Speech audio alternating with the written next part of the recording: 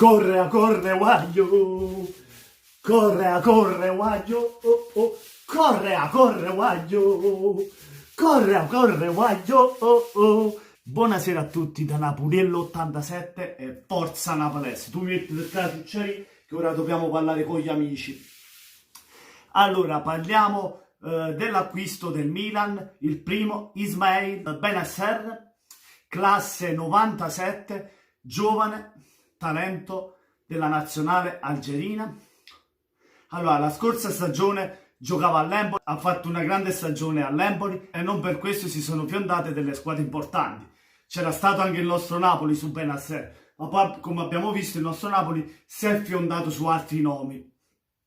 Dopodiché su Bennacer si è fiondato il Milan. Il Milan non l'ha mai mollata questa presa e alla fine è riuscito ad acquistarlo. Ormai siamo alla fase, diciamo, delle visite mediche. Diciamo, si può dire che è un giocatore del Milan, Bennacer, un giocatore giovane e molto importante. Diciamo, dopo aversi fatto scappare Veretout, come sapete, è andato a finire alla Roma. Il Milan in qualche modo doveva acquistare qualche centrocampista. È andato a prendersi un centrocampista giovane, con capacità di corsa e un bel tiro da fuori area. Chi ha visto la Coppa d'Africa ha vinto anche la Coppa d'Africa con l'Algeria. La ultima partita con il Senegal in finale. Comunque è stato, sì, uno dei protagonisti a vincere questo trofeo, anche se non ha fatto gol in questa competizione. Comunque è molto utile nella squadra, diciamo, anche se non fa tantissimi gol, perché nell'Empoli,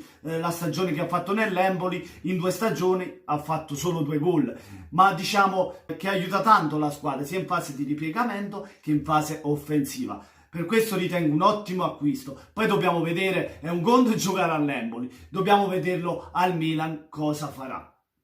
Riguardo Angel Correa, un giocatore con più esperienza certamente rispetto a Bennacer, perché è un giocatore che ha giocato anche le competizioni europee, come la Champions League e anche l'Europa League. Giocatore che gioca nella nazionale argentina, gioca nell'Atletico Madrid.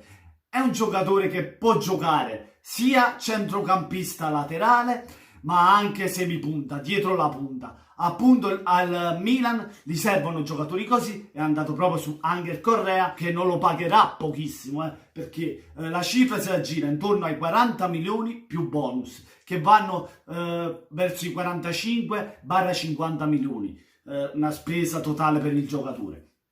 Un giocatore che anche lui non fa tantissimi gol, ma fornisce tanti assist. Un giocatore che nel suo forte ha la velocità e il dribbling. Diciamo, è un giocatore che ovviamente dovrà dare il pallone a Piatek per farla buttare dentro, perché diciamo, giocando dietro Piatek come semipunta dovrà aiutare la punta a realizzare gol.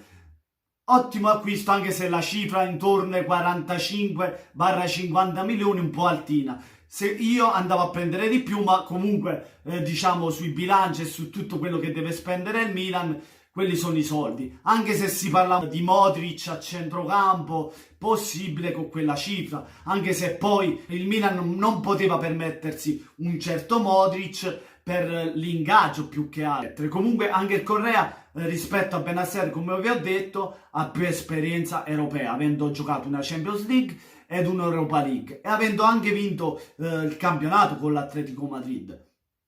Un giocatore d'esperienza. Comunque anche Bennacer non è da meno, perché comunque ha fatto vedere le sue potenzialità con l'Algeria, anche se è stato in una competizione come la Coppa d'Africa. Nulla a togliere la Coppa d'Africa, ma le competizioni europee come Champions League e Europa League secondo me hanno quel qualcosa in più, perché ti vai a sfidare con proprio tutte le squadre di Europa rispetto a una competizione che gioca solo in Africa. Fatemi sapere la vostra, cosa ne pensate dell'acquisto Angel Correa dell'Atletico Madrid e di Ismail Bennacer algerino, franco-algerino. Fatemi sapere le vostre, se secondo voi sono acquisti validi o avreste fatto di più, avreste preso qualche altro giocatore con più qualità. nei commenti me lo fate sapere. Un bel like, mi raccomando, se vi è piaciuto il video, ma soprattutto arriviamo ai 700 iscritti, iscrivetevi al canale qui sotto il video e vi auguro una buona serata a tutti quanti. Da me e il Ciucciarello e sempre forza Napalese.